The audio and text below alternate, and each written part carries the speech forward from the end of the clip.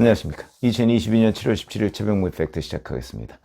오늘과 내일이 민주당 당대표 후보 등록일입니다. 그러니까 후보 등록 첫날 이재명 민주당 의원이 당대표 출마 선언을 오후 2시에 한다고 지금 알려져 있습니다. 그러면 그와 관련해서 이제 본인이 하고 싶은 말을 하겠죠?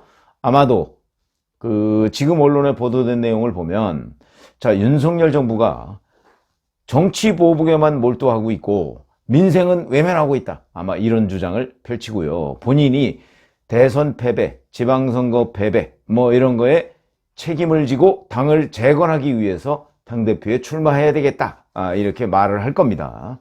자, 그런데 이런 식의 이재명 의원의 논리 또는 답변 방식, 이것이 과연 합당한 것인가 하는 것을 말씀을 드리고, 왜 그러냐면 이런 데에 대해서 기자들이 동의하지 않는다. 예를 들어서 오늘 사실은 일반 국민들이 가장 알고 싶어하는 내용은 사법적 리스크입니다. 그러니까 제2방탄, 국회의원 배지가 제1방탄이라면 당대표를 함으로써 제2방탄, 이 막을 치겠다는 거거든요. 왜냐하면 본인이 당대표가 되면 당대표에 대한 검찰이나 경찰의 소환조사, 여기에 당이 총력 방어전을 할 가능성이 굉장히 높거든요. 그런 걸 노리고 당대표에 출마하는 것이고, 오늘 후보 등록 첫날인데 좀 안 됐지만 어대명 이거는 점점 현실화되고 있습니다. 어차피 대표는 이재명, 이렇게 돼 있죠. 자, 그러다 보니까 오늘 이 사법적 리스크에 대한 질문이 반드시 나올 것이고요. 제2방탄 얘기도 반드시 해야 될 것입니다. 또 근데 거기에 어떤 식으로 대응할 것인가.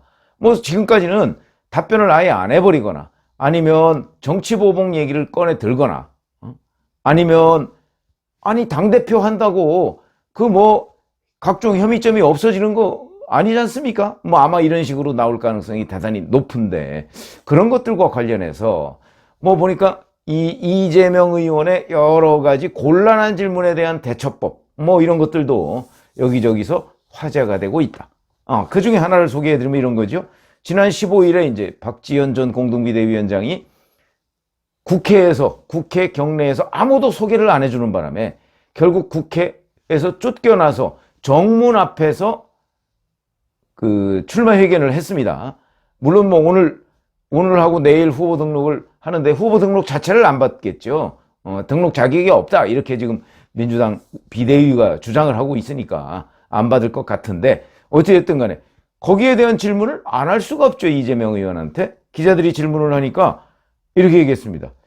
그에 대해 한 말씀 부탁드리겠습니다. 그러니까 미안합니다, 좀 지나갈게요. 그래서 기자들이 이렇게 쭉 이제 복도에 앉아 있는데 거기를 그냥 성큼성큼 가로질러서 빈자리를 이렇게 해서 그냥 가버립니다. 답변 안 하겠다 이거죠. 그 질문이 나오니까 자기 하고 싶은 말만 다 하고. 자, 그것만 그런 게 아니고 며칠 전에도 그런 일이 있었습니다. 박지원 전 위원장이 자기는 안 되는데 왜 의원님은 되느냐, 이런 식으로 계속 발언을 하고 있습니다. 어떻게 생각하십니까? 그러니까 아무 얘기도 안 하고 그러더니 그냥 갑니다. 이런 게 굉장히 많이 있습니다. 전당대회 관련해서 누구 어쩌고 있으니까 그때도 갑자기 동문서답을 하죠.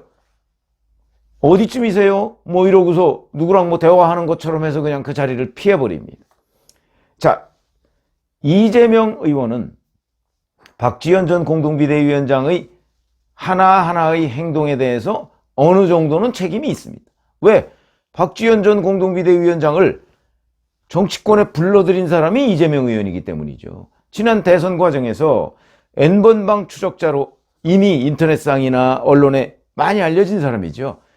나이는 26살에 불과하지만 N번방 추적자, 그러니까 동료 몇 명과 함께 그 N번방이라는 게 여러 착취물 이런 거를 만들었던 그런 사람들의 실체가 드러나지 않았는데, 그걸 동료 몇 명과 함께 추적을 해서 그 실체를 드러내도록 하고, 그리고 나중에 실제 단죄까지 받게 한 그런 공로가 있었죠.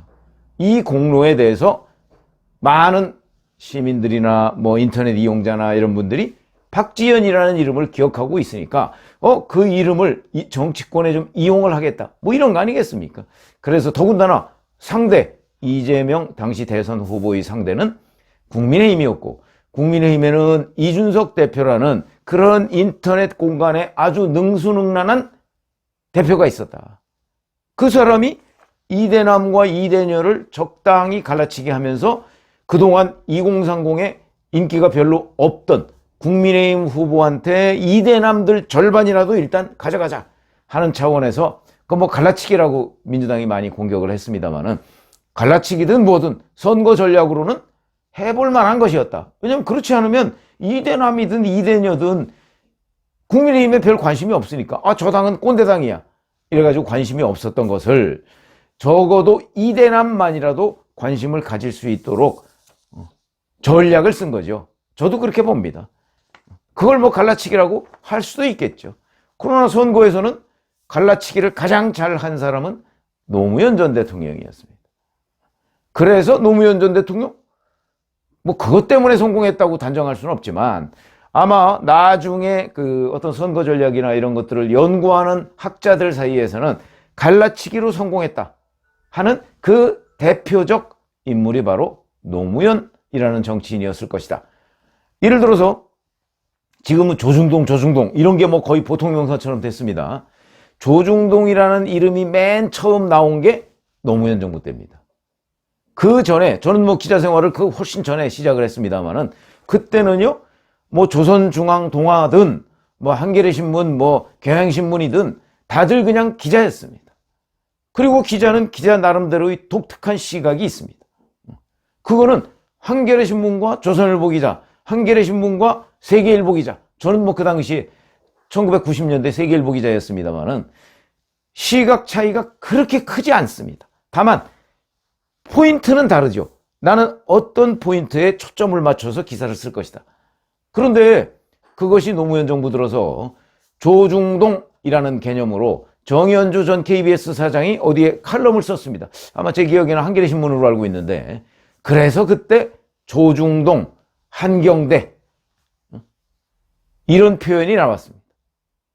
그때는 한경대라는 게 한국일보, 그 다음에 경향신문, 한겨레 경향신문, 그 다음에 대라는 거는 지금의 서울신문입니다. 대한매일신보로 이름을 바꿨었거든요. 대한매일신문으로. 그렇게 바꿔서 그런 개념이 노무현 정부 때, 그것도 조중동이라는 이른바 메인 언론 매체에서 노무현 후보가 그다지 평가를 받지 못했습니다. 품격이 떨어진다, 뭐 이런저런 뭐 각종 막말 시비 뭐 이런 것들을 휘말리다 보니까, 그러니까 딱 언론을 갈라치기 했죠. 그러다 보니까 이제 한경대라는 데를 중심으로 해서 노무현 후보에 대한 여러 그 언론 보도가, 긍정적인 언론 보도가 나오기 시작했던 거, 그때 아마 많이 기억하시는 분들 계실 겁니다. 그래서 그 갈라치기, 정치권의 갈라치기 원조라면 노무현 후보였다. 근데 뭐 저는 그게 뭐 전략의 일환일 수 있다 이렇게 생각을 합니다. 그 중에서 보면 이준석 국민의힘 대표의 전략도 상당히 먹힌 것이고요. 자, 그러다 보니까 박지원 전 비대위원장을, 박지원 N번방 추적자를 정치권에 불러들인 게 이대녀의 표를 목표로 해서 이재명 대선 후보가 불러들였던 거죠. 저는 뭐 비교적 성공했다고 봅니다. 그런데 그 다음이 문제죠. 자, 대선이 끝나고 나니까 박지원 전 비대위원장은 이제 용도가 별로 없어졌습니다. 그런데 그 용도라는 게 결국 이대녀 유인용 아니었습니까? 이재명 후보의 이대녀 유인용. 근데 이재명 후보가 대선 패배 후에 좌절하지 않고, 저는 뭐 그런 부분을 높이 평가합니다. 좌절하지 않고 바로 개딸들, 개혁의 딸들, 그게 이대녀들이거든요. 이 개혁의 딸들과 인터넷 공간에서 소통하기 시작했습니다. 그거는 그 소통이, 그리고 이대녀들 중심으로 해서 대선 패배 후에 민주당의 당원이 오히려 늘었습니다. 뭐 20만이 늘었다, 30만이 늘었다 지금 이러고 있습니다. 그거는 오로지 거의 이대녀들이다 라고 본다면, 이제는 박지원 전 비대위원장이 아니더라도 이대녀들의 지지를 이재명 의원은 받을 수 있다, 이런 자신감이 생긴 거죠. 이재명 의원으로서는 아주 효과적으로 박지현은 물러갔지만 대선 패배 후에 박지현의 지지자로 이렇게 범위가 특정되는 그 유권자들은 유권자들의 상당수는 자기 세력으로 확보를 했던 것이다. 사실은 이때 박지원 전 비대위원장이 본인의 향후 운명을 어찌 보면 감지했어야 되는 거죠. 근데 이제 정치권의 경험이 좀 일천하다 보니까 그거를 잘 몰랐겠죠. 그리고 나서 공동비대위원회를 구성하는데 원래는 윤호중 원내대표 단독 비대위였습니다. 거기에 또 박지원이라는 사람을 추천한 것이 바로 이재명 당시 대선 후보였습니다. 그러다 보니까 이 박지원 전 비대위원장이 공동비대위원장이 된 거죠.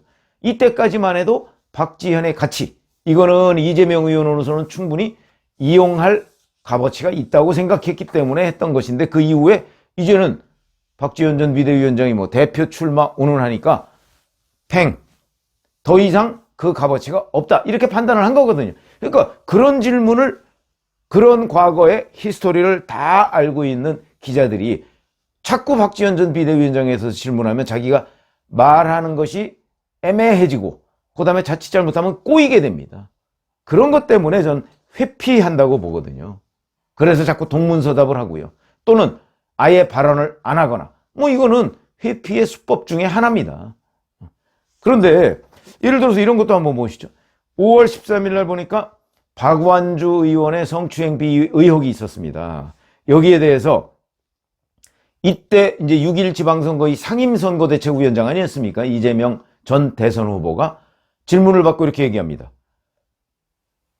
상임비대위원장, 이게 그때 박지원이었습니다. 거기에 공감한다, 이런 정도 말씀드리겠습니다. 자, 여기까지만 할게요. 경기도 것만 질의응답하자고 했는데 그러면서 현장을 이탈해버립니다.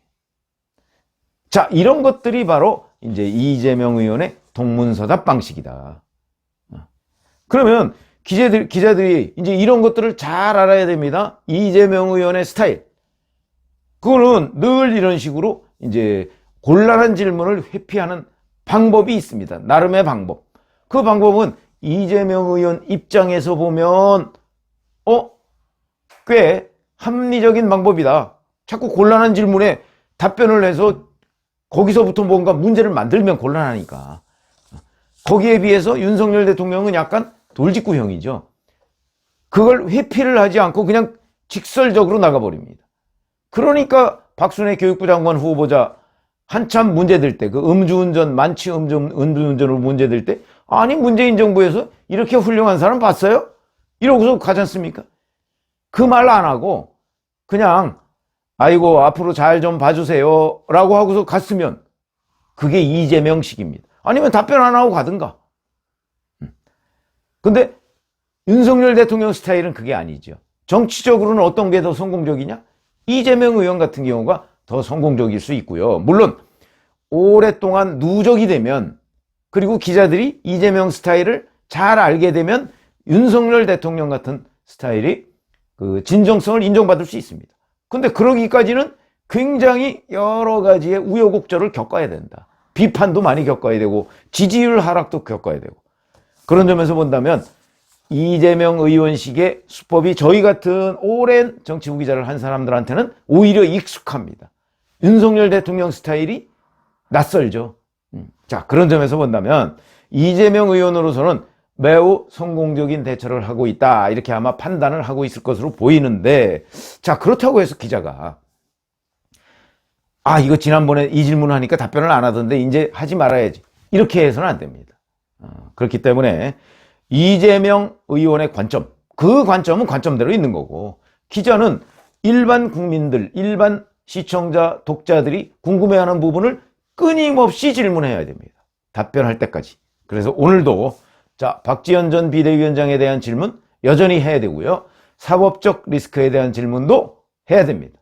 그 다음에 이재명 의원이 아마 오늘도 책임론 등등을 들고 나올 텐데 그 부분에 대해서도 어떤 책임인지 질문을 해야 될 것이고, 그 다음에 여러 가지 본인이 뭐 정치보복 운운하는 거, 그러면 과연 성남FC 후원금 의혹, 그 다음에 경기도 법인카드 유용 의혹, 이런 거에 대한 경찰의 수사가 정치보복이라고 보느냐, 이런 부분에 관한 질문도 반드시 해야 된다.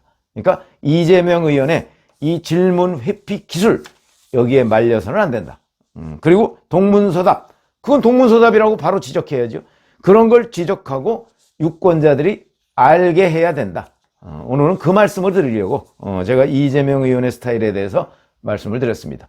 오늘 오후 2시에 출마 기자회견을 한다고 합니다. 고맙습니다.